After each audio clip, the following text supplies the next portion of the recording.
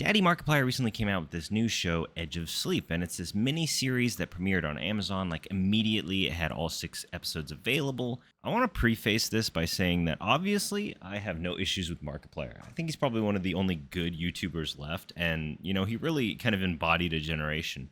And I loved him in Megamind, like amazing. But obviously, when you have someone that has a lot of star power and very loyal fans, you are going to get like a high rating on whatever shit you put out. Like it could be complete dog water and people are going to like give it a high rating. So I wanted to like go into this series with kind of a blank slate and give it a very honest review. First and foremost, I think that this show is very interesting. The concept itself is interesting. As someone with insomnia, I don't know if you've noticed, but sometimes I look absolutely like zonked out of my mind. It's because I have insomnia. I have trouble sleeping, and it's not really a glorified thing. Sometimes I can't sleep. It physically pains me, and I have to take some medication. Sometimes I just drink some NyQuil. But it's something I've had since I was a child, so I've pretty much lived with it my entire life. So when this series kind of brought a little bit of light into that, I was like, hey, that guy's seeing stuff. Sometimes I see stuff. That's great. Wow, cool. So the main character in the show is obviously Markiplier's character, Dave Torres, one of the two. He's a night shift worker, and he has trouble sleeping, but he's like it's like insomnia or something like that. It's like the edge between the reality and the whatever the fuck. The series basically, just to give you a spoiler warning, by the way, anybody that falls asleep dies, in a sense, right? That's kind of like the big spiel is that if you fall asleep, you die. So the main characters are immediately confronted with this issue of like, oh shit, we can't go to sleep. And of course, Markiplier's character, Dave Torres, is more equipped to deal with this because he is an insomniac, like naturally. So he is able to not sleep better than most people. But obviously, even if you have insomnia, eventually you have to sleep or you will fucking die. That's kind of the way that works.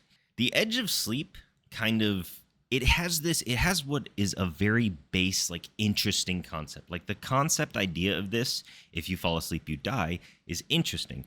And the problem with shows like this is the more the show goes on, like with each passing episode, it gets less and less interesting because as you reveal what is happening, it's just kind of fucking dumb. Like that's just the truth of it. It's like, oh, okay, like everybody's having trouble sleeping, and it's because the Elephant Man, this nightmare is starting to kill people when they fall asleep. He kills them, and you have to go find the Dream Cult, and they will protect you from the nightmares. But then everybody that's asleep is now a zombie, and it's like, okay. The parallel that I would draw here to a show or a movie that I think is much better than this show is a Vanishing on 7th Street, starring Hayden Christensen. That movie had such an interesting concept, and the way that it was like executed was just beautiful to me, right? Like everybody on Earth vanishes overnight unless you had like a light near you, and then the days start getting shorter, the light starts getting less and less abundant,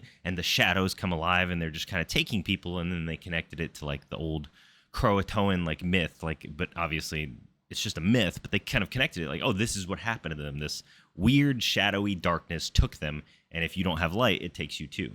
It's like being afraid of the night light, and then the end scene with the 2 kids riding off into the night because they're afraid of the dark. And beautifully done.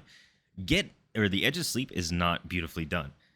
The dialogue is very clunky. It doesn't feel like these people have actually talked to people before, because the dialogue between Dave Torres and his best friend Mattero is like clunky. These guys don't really seem like they're bros. It's very obvious that Mattero exists just to kind of push Dave into doing stuff. And Matteo also exists because they need someone to fly the plane. And this is a small gripe I have with Matteo's character, is that at one point it's like very obvious that everyone's dying, and Matteo like has this moment where he's like, man, I survived being in the military and now I'm gonna die from this. Matteo's a drone pilot.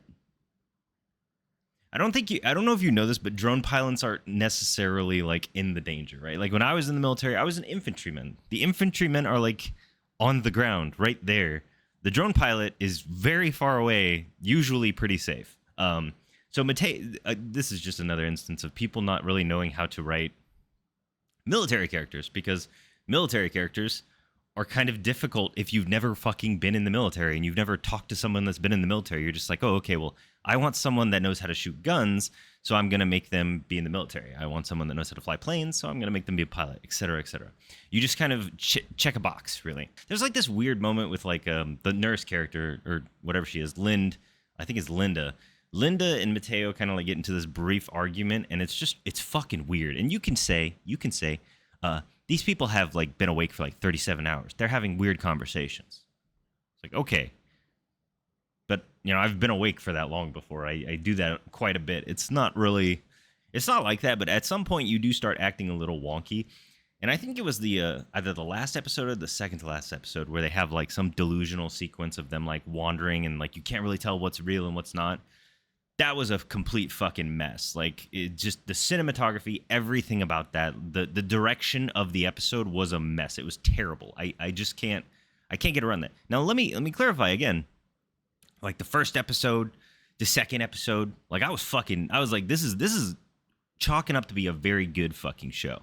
And then I can probably pinpoint that it started getting a little weird as soon as they were like cutting into people's heads to see what is wrong with them, and it's just a fucking nurse, and she's like, I'm gonna figure out what's wrong. It's like, okay, but you're not like a fucking brain surgeon, right? How are you gonna know if there's any significant difference in the brain if you cut his head open? Obviously. Why? Because the writers want to cut the head open so that they can show you the brand on the head. It's just like, okay, what the fuck ever. Nothing happened with that sequence. The problem with this show, okay, the problem with this show is the star power in it. Okay, the star power. One, the guy that plays Matteo, he's an excellent actor. I love that guy. And I think I recognize the Linda chick, but I'm not too sure. But obviously Markiplier. They're all like pretty decent base actors. The problem is obviously the script, the story, and their characters. That's it. Like, it needs to be revamped because it's not believable. It's not interesting. They have sequences with Dave when he's younger, and it's like interesting. It's like, oh shit, what is this guy? What happened to this kid? Why is he like this? Like there's so many ways that this story can develop, and instead it's just like crudely translated onto the screen. I don't know if this was originally a book. I don't know if it was just like an IP work or just like an original work, and someone was just like, this would be a really fucking great idea. Markiplier being in the series kind of skews it, right? Because if you go right now and look at the ratings, it's 9 out of 10. It is 9 out of 10 or 8 out of 10. It is very, very high rated, and it's not good. It's not that good. There's even shots where they're like in the middle of this town, and it's like, it doesn't seem like anything happened. It just looks like a set piece. It's not like, okay, everybody that fell asleep. There's every now and then you see like one fucking person passed out on the street, and it's like, that, there you go. That's the proof right there. Anybody that falls asleep, they die. And they don't even explain how they die, right? Like their heart stops. They're not rotting, obviously.